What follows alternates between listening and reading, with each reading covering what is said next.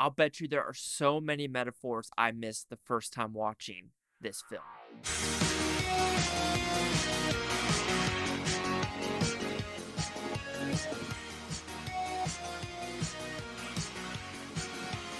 Chase Lehocky here with the Blue Futon reviewing The Whale. So what is The Whale about? It's a pretty simple premise actually of Brandon Fraser, who is a 600-pound man who he knows he is about to die.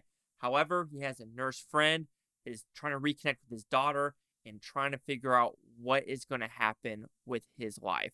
So did I like this film? Okay. So I went in saying, okay, I know what this movie's about, XYZ, Brandon Fraser, fat suit, 600-pound man, boyfriend had a daughter. Wow, this movie hit me a lot harder than I thought it would. Like, no joke. I won't lie, going into it, Darren Aronofsky's movie in 2017, Mother, with Jennifer Lawrence, I fucking despised. I hated that movie. Worst movie of 2017, bar none, period, dot, end of story. But with The Whale, going in the first 2 minutes, I was nervous because it was the aspect ratio. I'm like, I'm not going to like this. But no, it works perfectly fine. The acting, phenomenal. Hair and makeup, winning the Oscar. Brendan Fraser, to me, should win the Oscar for this film. It is grotesque. It is inspiring. And I kind of want to know what the overall metaphoric messaging is about. So let's talk about the positives of the film. I think it is directed. It looks great. You could tell it was a play that works well for what it's supposed to do. It's acted extremely well. The technical achievement of the hair and makeup, the fat suit, the realism of it, you were stuck in this room with Brendan Fraser and you just felt everything going on. And it is hard for that to happen in these one room setting movies. Chau, fantastic job. If she doesn't get an Oscar nomination, shocked. I'll be completely shocked. Like, after watching this movie, like, I would put it in Oscar competition for one of the best movies of the year. It's got to be in the top 10. If Babylon gets in over The Whale, I'll be freaking pissed. I truly will be, because The Whale deserves to be there for what it actually achieved with the messaging, which we could talk about the messaging with the writer, Mr. Hunter. And so I've done some research how the playwright beforehand, when it was on a play, was a Mormon character with the religious aspect of this, which I kind of want to dive deeper in when I do more research about what the metaphor of the whale is about. Is it really about God? Is the whale supposed to symbolize something?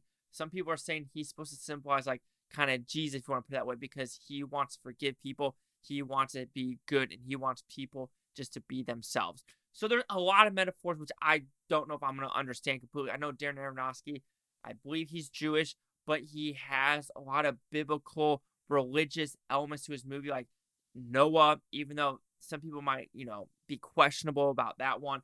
Mother, Fountain. So there's those weird elements to it.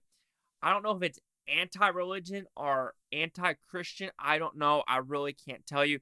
I know there are levels of, layers in this film with Hong Chau's character, the person with the Latter-day Saints. Even though Latter-day Saints is Mormonism, there's another religion in this that talks about it.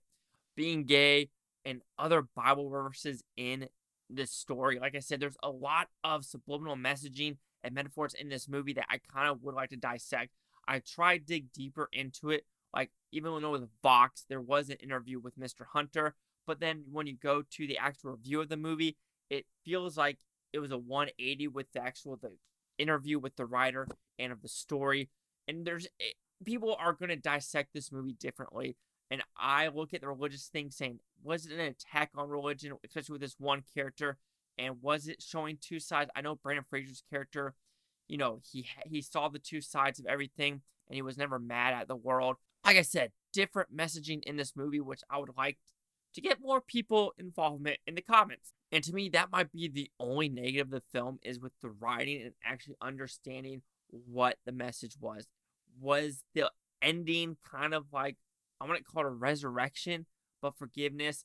And then the daughter character, you could kind of say that it was a little nasty, that could push people a little bit over the edge. And there could be some nastiness to the nurse, like knowing this person's going to die, but still feeds into his addiction of eating.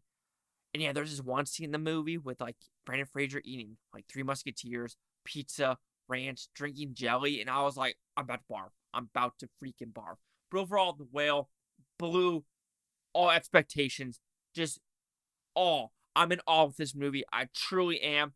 If I watched this before doing my top 25 or top 10, The Whale would 100% be in the top 25 for sure. I would have to look at my top 10, and my God, it could make it in my top 10, but it blew my socks off. Seriously. So The Whale will receive a 4.5 out of 5 blue futons, which equals at 90%. Let's see what the critics and user scores gave this one. So you have critics a 66% with 250 of them. Audience score at 90% with over 500. Critic consensus. Held together by a killer Brandon Fraser, The Whale sings a song of empathy that will leave most viewers blubbering. I would have to disagree.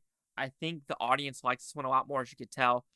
It already made $6 million in the box office, and it hasn't been in a lot of screens. So I'm going to consider this a win for A24.